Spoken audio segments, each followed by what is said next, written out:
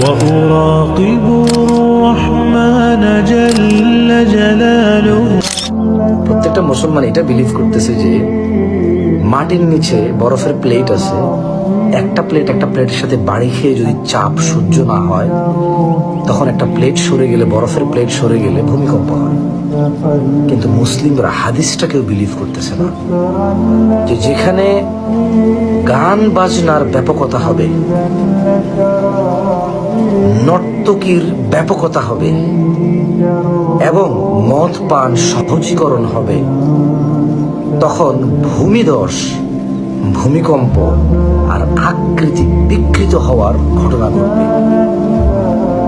অবাক লাগে। আমরা মুসলমান 90% দেশের মানুষ, ভূমিকম্প সম্পর্কে আমাদের যে তথ্য প্রদান করবে কেউ, সেখানেও মিউজিক লাগানো আছে, কারণ এতে আমাদের কোনো আপত্তি নাই।